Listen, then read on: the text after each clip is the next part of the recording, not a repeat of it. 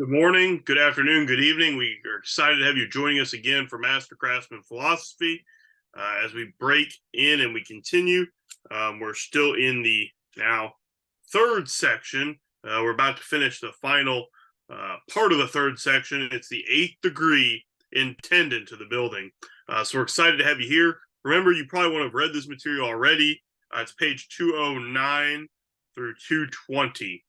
So let's dive in. Let's get excited to learn more about the intendants of the building and intendant of the building in general. The 8th degree is an interesting degree, holds a keen place in my own heart, just because when I joined the Scottish Rite, I was an exemplar in this degree.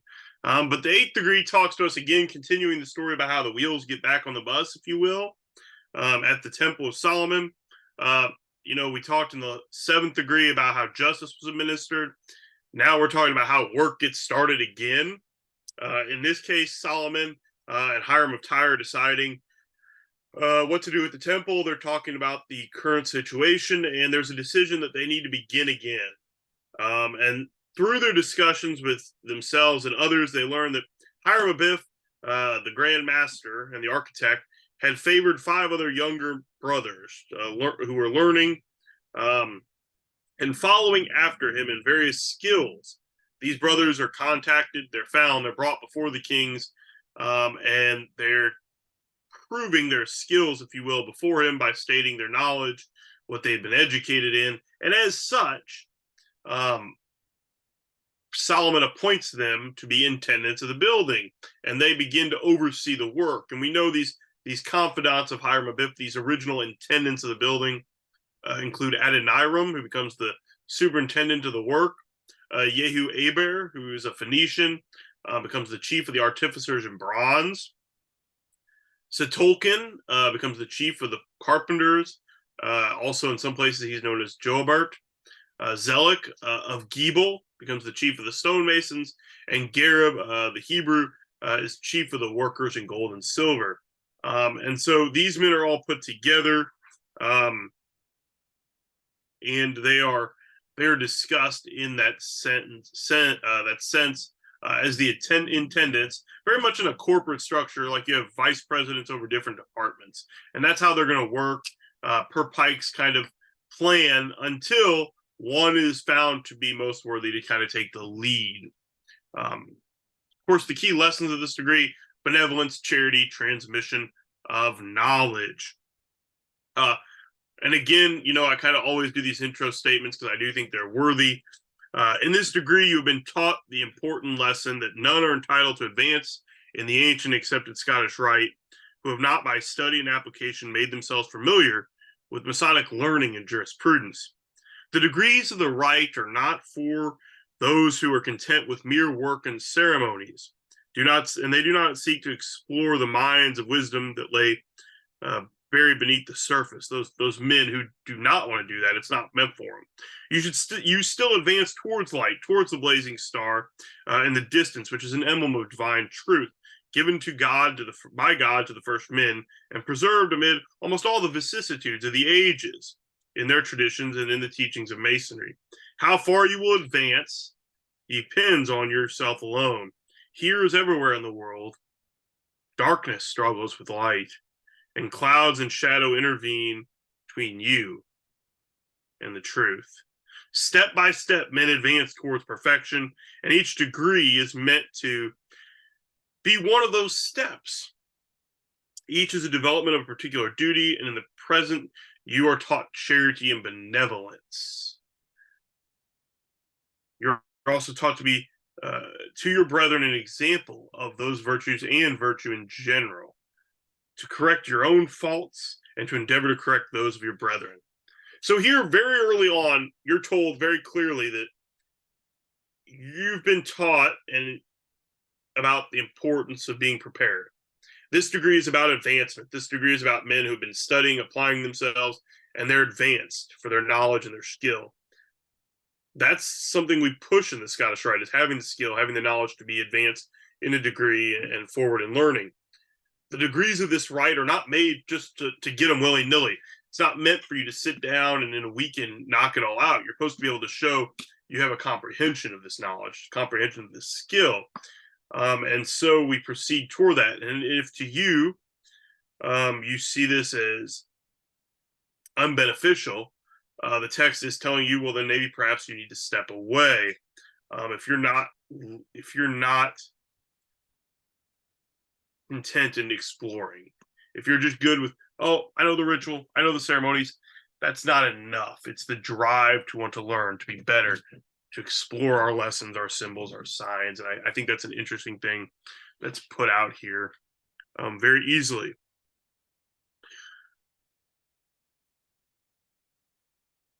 We keep that in mind for a lot of reasons, because this degree, of course, is teaching us charity, it's teaching us benevolence, it's teaching us all these things, but it's inherently imposing this idea that to advance, you have to apply yourself. You have to apply yourself to labor, and you have to be active in it, because only those who are going to work will move forward. Now, in that sense, we talk a little bit about our faith in our own selves and our faith in others and things like that. And we're told that scarcely a Masonic discourse is pronounced that does not demonstrate the necessity and the advantages of faith. And especially if we recall the two constitutive principles of religion that make all religion: love of God and love of neighbor. Now, we're going to hear about love of God and love of neighbor later in the 30th degree, but we hear about it here brought up, talking about these bulwarks that support our faith. Masonry, of course, forms one great people over the whole world together and links them in this great march under the banner of charity and benevolence in service to others. And it preserves feelings and strengthens those feelings of brotherhood.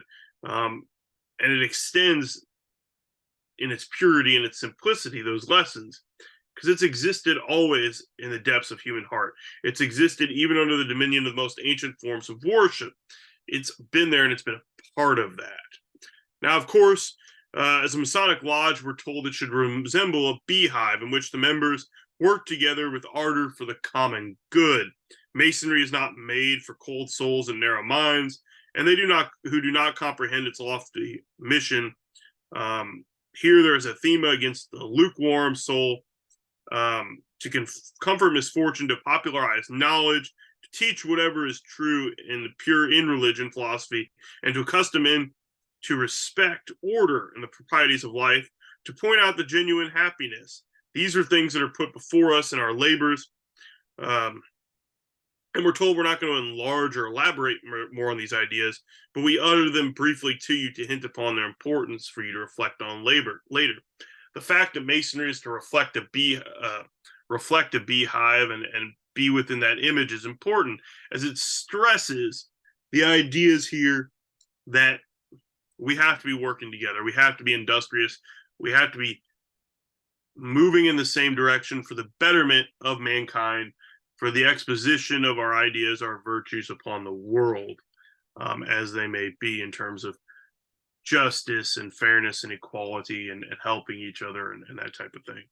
Of course, Masonry often will get called a dogmatic religion or weird things like that, but we're told the Masonry utters no impractical and extravagant precepts, certainly because they are so or to be disregarded. It asks of its initiates nothing that is not possible or easy for them to perform. Its teachings are eminently practical, and its statutes can be obeyed by just, upright, and honest men. I think that's interesting, and that's a key point. Masonry is not going to ask too much of you.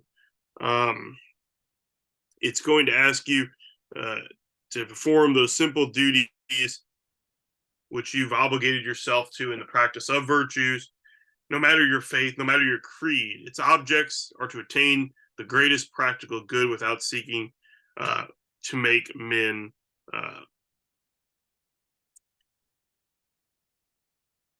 perfect outside of their own thought in that pursuit. It doesn't meddle with the domain of religion, nor inquire to the mysteries of a man's religion specifically in toward him. It teaches those truths that are written by the finger of God upon the heart of man. Masonry, of course, does not occupy itself with crying down at the world. and its splendid beauty, its thrilling interests, its glorious works, its noble and holy affections, nor does it extort us to detach our hearts from an earthly life as empty and fleeting and unworthy, and then to fix our minds to the heavens. It doesn't do that. It teaches us that man does have a higher duty to perform and a higher destiny to fill on this earth. That this earth is not just merely a portal one to another, and that his life, though not our only one, is an integral one, and the particular one which we are here meant to be concerned with. That the present, that in the present our scene of action is now, and the future for speculation and for trust. The man is sent upon this earth to live in it, to enjoy it, to study it, to love it, to embellish it, and to make the most of it. Man is here now to do and live and exist in this world. This world is not just a portal to get from point A to point B with no action. And Pike here through the ritual is challenging us within this lecture that we have to study it.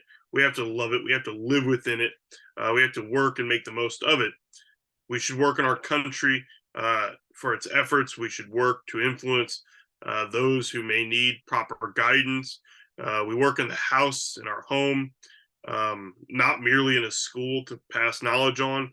We can be sent into the world, and in that we must work and labor. Thus, Masonry teaches us the man who prepares for his future is on sound foundation. And of course, it passes us other lessons as we talk about the different pangs that come with duty and destiny that we have to fulfill on earth. It is useless to attempt to extinguish all of the affections the man finds upon the earth and all his passions, which will always be insufferable from his human nature. As long as the world lasts, and honor and virtue and industry have reputation in the world, there will be ambition and emulation and appetite in the best and most accomplished men in it. And there will not, if there were not, more barbarity and vice and wickedness would cover every nation in the world that now suffers under it. Of course, life as a gift, Pike talks about being a divine blessing. And he says, of the many teachings Masonry has, one of the most valuable is that we should not depreciate life. It does not hold that when we reflect on this destiny that awaits man on earth, we ought to belittle his cradle with our tears. Masonry deems it no mark of great piety toward God to disparage, if not despise, the state that he's ordained for us. It does not absurdly set up the claim of another world, nor in comparison merely, but in competition with the claims of this.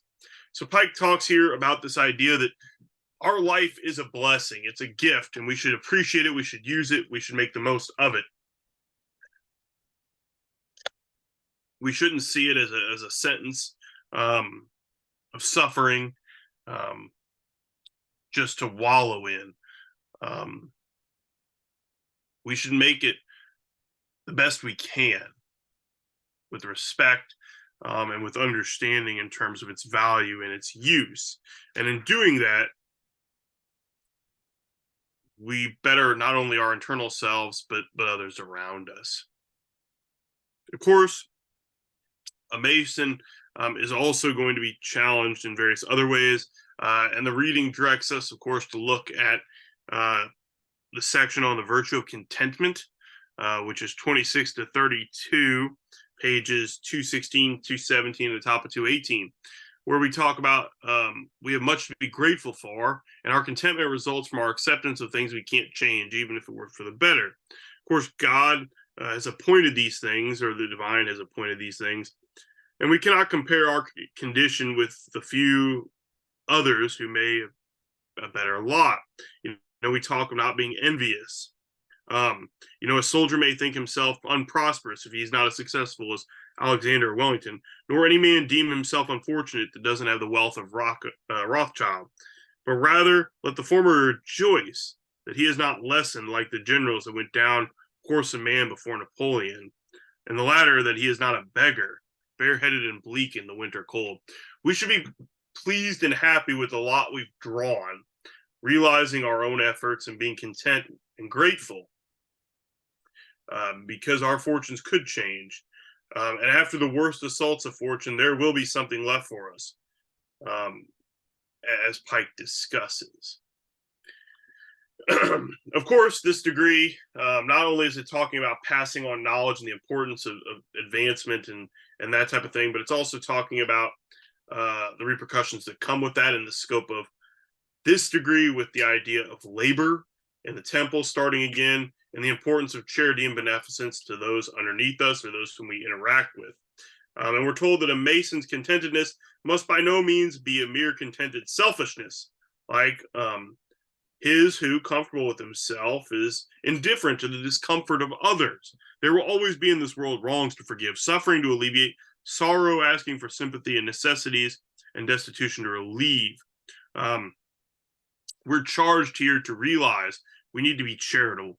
We need to be beneficent to others, because the true Mason must be and must have a right to be content with himself, and he can do so only when he lives not for himself alone, but for others who need his assistance and have a claim upon his sympathy.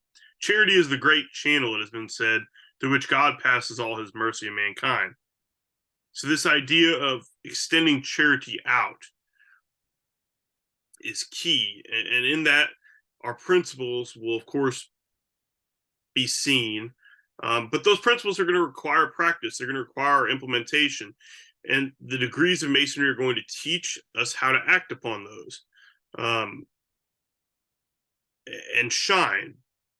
We're told that the degrees are intended to teach more than morals. The symbols and ceremonies have more than one meaning. They rather conceal than disclose the truth. They hint at it only, at least, and their varied meanings are only to be discovered by reflection and study. Truth is not only symbolized by light, but as a ray of light separated into many rays of different color.